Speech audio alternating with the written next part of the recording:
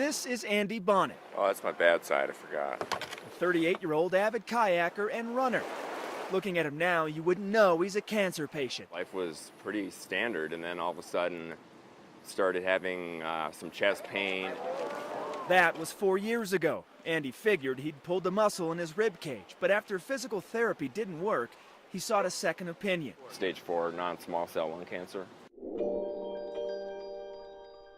At just 34 years old, doctors told Andy he had lung cancer and it had spread to his brain.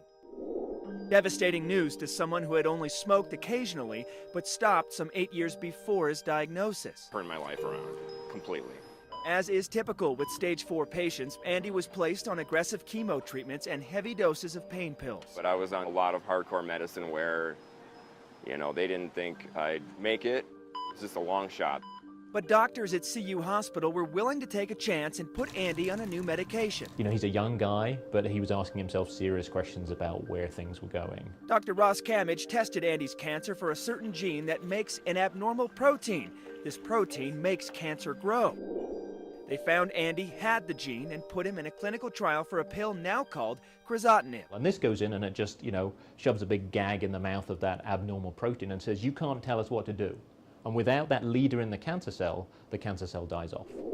Within just 2 days of his first treatment, Andy was off painkillers. Oh, it's been really amazing. Dr. Robert Doble is a leading expert in targeted therapies. Chemotherapy might cause a response in 25% initially, and then later on, maybe only 10%. These drugs generate responses in 60, 70, 80% of patients. Crizotinib and 3 other drugs are now FDA approved for non-small cell lung cancer. They include afatinib, erlotinib, and bevacizumab. When you treat it with a drug, it may work very well initially and kill 90% of the cancer cells, or a very large percentage of the cancer cells. But because they're changing so rapidly, they can evolve to beat the therapy. So Dr. Doble and others at University of Colorado Hospital Cancer Center are constantly trying to stay ahead of the curve. Whether every single patient will be able to be treated with these, I don't know, but that's the hope.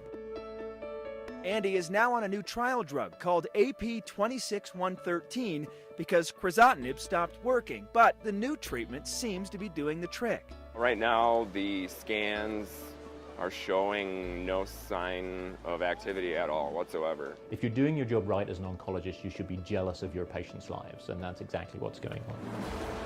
My goal is just to not be a statistic.